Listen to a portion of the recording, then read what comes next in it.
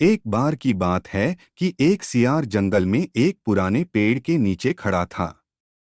पूरा पेड़ हवा के तेज झोंके से गिर पड़ा। सियार उसकी चपेट में आ गया और बुरी तरह घायल हो गया। वह किसी तरह घिसटता घिसटता अपनी मांद तक पहुंचा। कई दिन बाद वह मांद से बाहर आया। उसे भूख लग रही थी।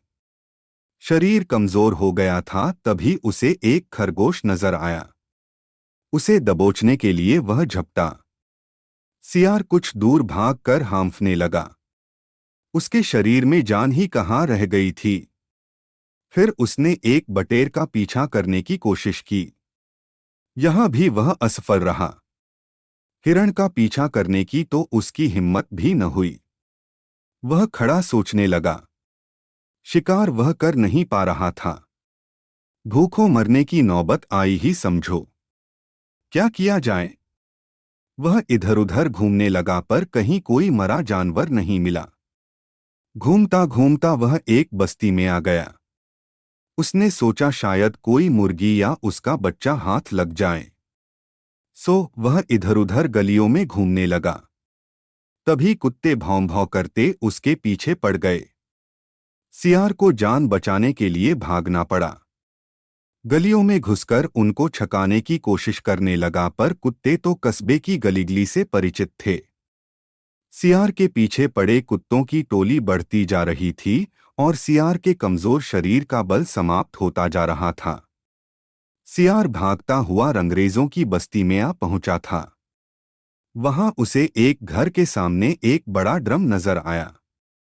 वह जान बचाने के लिए उसी ड्रम में कूद पड़ा। ड्रम में रंगरेज ने कपड़े रंगने के लिए रंग घोल रखा था। कुत्तों का टोला भौंकता चला गया। सियार सांस रोक कर रंग में डूबा रहा। वह केवल सांस लेने के लिए अपनी थूथनी बाहर निकालता। जब उसे पूरा यकीन हो गया कि अब कोई खतरा नहीं है तो वह बाहर निकला। वह रंग में भीग चुका था। जंगल में पहुंचकर उसने देखा कि उसके शरीर का सारा रंग हरा हो गया है। उस ड्रम में रंगरेज ने हरा रंग घोल रखा था। उसके हरे रंग को जो भी जंगली जीव देखता वह भयभीत हो जाता। उनको खौफ से कांपते देखकर रंगे सियार के दुष्ट दिमाग में एक योजना आई।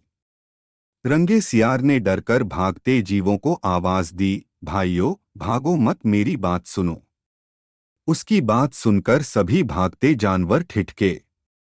उनके ठिठकने का रंगे सियार ने फायदा उठाया और बोला, देखो देखो मेरा रंग।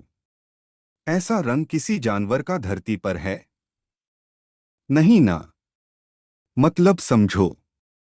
भगवान ने मुझे यह खास रंग देकर तुम्हारे पास भेजा है। तुम सब जानवरों को बुला लाओ तो मैं भगवान का संदेश सुनाऊं। उसकी बातों का सब पर गहरा प्रभाव पड़ा। वे जाकर जंगल के दूसरे सभी जानवरों को बुलाकर लाए। जब सब आ गए तो रंगा सियार एक ऊंचे पत्थर पर चढ़कर बोला, वन्य प्राणियों, प्रजापति ब्रह्मा ने मुझे खुद अपने हाथों से इस अलौकिक रंग का प्राणी बनाकर कहा कि संसार में जानवरों का कोई शासक नहीं है। तुम्हें जाकर जानवरों का राजा बनकर उनका कल्याण करना है। तुम्हार नाम सम्राट ककुदुम होगा। तीनों लोकों के वन्य जीव तुम्हारी प्रजा होंगे। अब तुम लोग अनाथ नहीं रहे।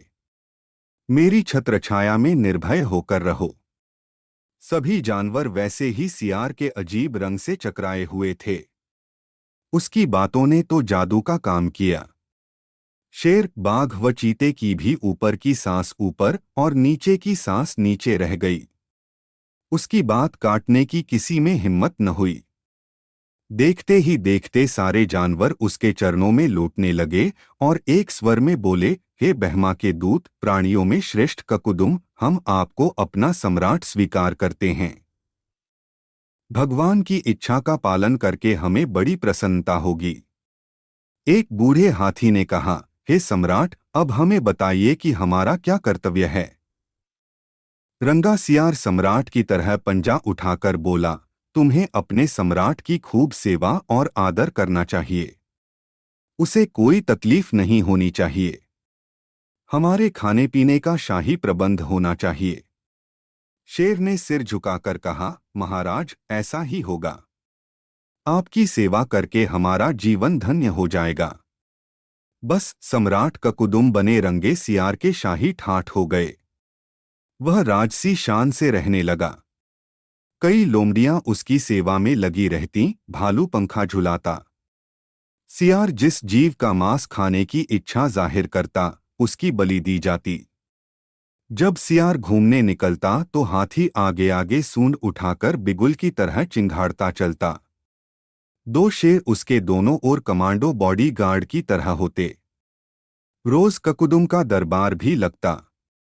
रंगे सियार ने एक चालाकी यह कर दी थी कि सम्राट बनते ही सियारों को शाही आदेश जारी कर उस जंगल से भगा दिया था। उसे अपनी जाति के जीवों द्वारा पहचान लिए जाने का खतरा था। एक दिन सम्राट ककुदुम खूब खा पीकर अपने शाही मांद में आराम कर रहा था कि बाहर उजाला देखकर उठा। बाहर आया तो चांदनी रात खिली थी। पास के जंगल में सियारों की टोलियां हू हू उस की बोली बोल रही थी। उस आवाज को सुनते ही ककुदुम अपना आपा खो बैठा। उसके अंदर के जन्मजात स्वभाव ने जोर मारा और वह भी मुंह चांद की ओर उठाकर और सियारों के स्वर में मिलाकर हू हू करने लगा। शेर और बाघ ने उसे हू हू करते देख लिया।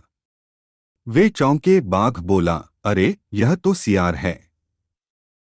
हमें धोखा देकर सम्राट बना रहा। मारो नीच को।